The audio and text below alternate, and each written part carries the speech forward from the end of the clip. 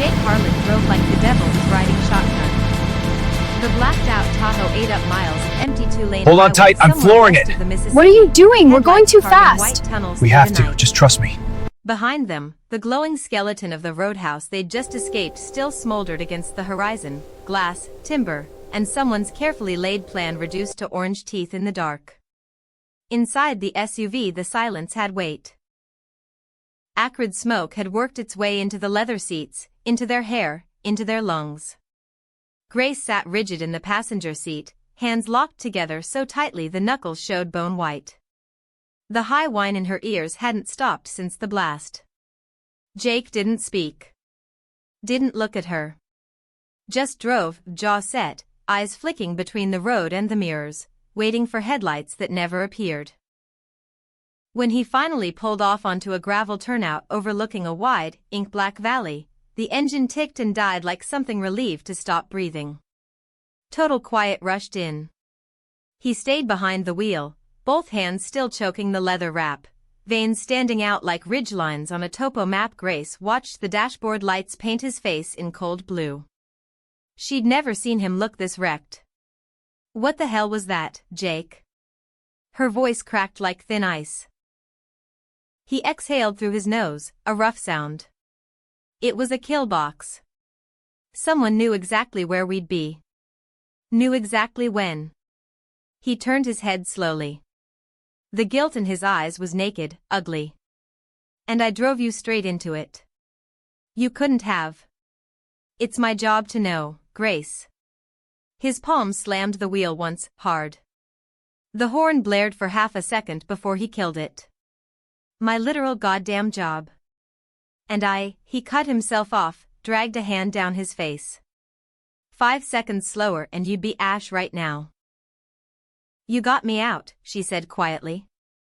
"You always get me out." He closed his eyes. A muscle ticked in his cheek. Almost not enough. She reached over the console. Her fingers settled on the back of his hand, cold skin, rigid tendons. "Jake. Look at me." He did. Those storm-gray eyes were hollowed out, self-loathing carved deep. "I'm breathing," she said. "Right here. Because of you." He didn't pull away. Instead his fingers opened, catching hers, gripping like a man going over a cliff and finding one last handhold. "Your dad," his voice was gravel. "I called the hospital 20 minutes ago. He's alive. Critical, but alive." The sob that tore out of her was raw, almost animal. Relief and terror in the same breath. But the device was under his booth, Grace. Not random. Not collateral. They wanted him gone. She stared through the windshield into nothing. Why? Because he knows something. Jake's thumb moved once across her knuckles, small, unconscious. Or he did something. And before the blast he was finally going to tell you. She nodded, memory flashing, her father's ashen face, the half-finished sentence, the fear in his eyes she'd never seen before. "He said the terrorists weren't who I thought they were. That it was more complicated." Jake didn't answer right away. Just held her hand tighter. After a long beat he killed the interior lights and stepped out. Cold air poured in. Grace followed. They were on a high ridge in the middle of nowhere, probably Wyoming or eastern Idaho, she couldn't tell. No towns, no sodium glow, just endless black and a sky so clear it hurt to look at. The Milky Way was a bright scar slashed across the darkness. "Where are we?" she asked. "Middle of goddamn nowhere." He leaned back against the warm hood, arms crossed. "Figured if we're running, might as well do it somewhere that doesn't look like hell." She stepped closer, shoulder brushing his. "It's beautiful." He gave a small, tired huff. "My brother used to drag me to places like this.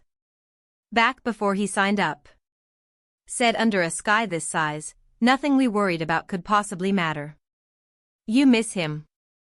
Every damn day." He turned, facing her fully.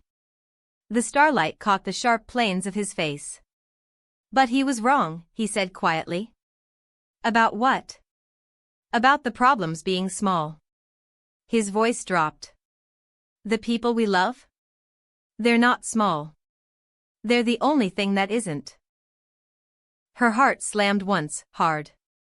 I've broken every rule I ever set for myself because of you, Grace. She swallowed. What rules? Don't get close. Don't feel anything past the contract. Don't, he stopped. Jaw flexed. Don't fall in love. The world narrowed to the space between their boots. You just said. I fell in love with you. The words sounded ripped out of him. I don't even know the exact moment. Maybe it was that shitty diner in Billings when you laughed at my terrible pancake eating technique. Maybe it was when you sat on the floor with me at 3 a.m. and told me your brother's death wasn't my fault even though I still think it was. Maybe it was every single time you looked at me like I wasn't just the hired muscle.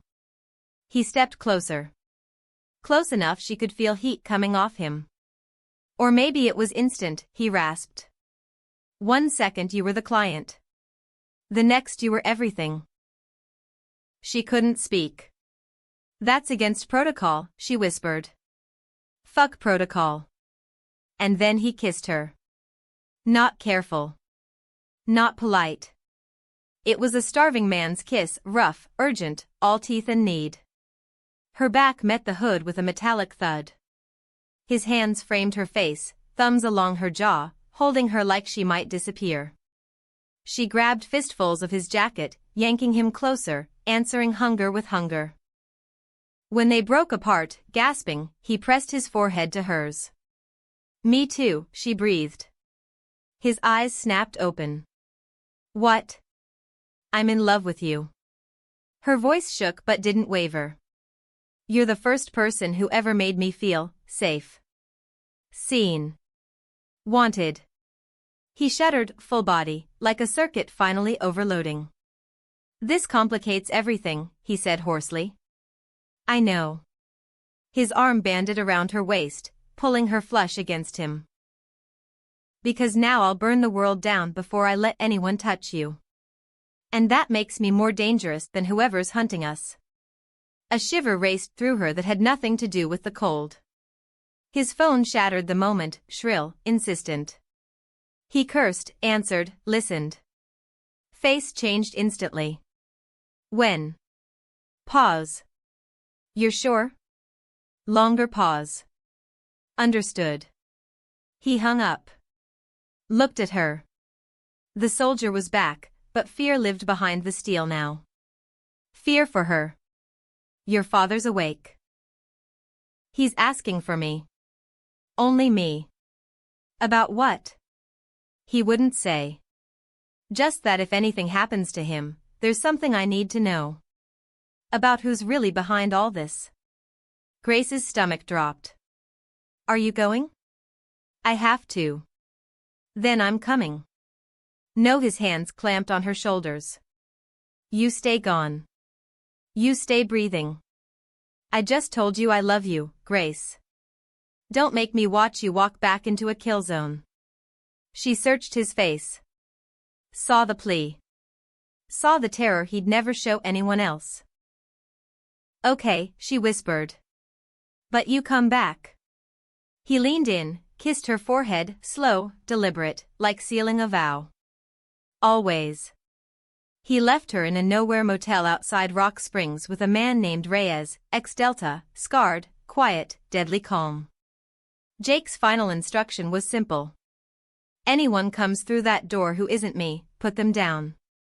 Then he was gone.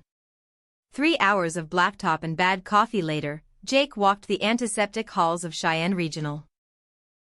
Badged his way past security with the senator's name and a look that promised violence if challenged.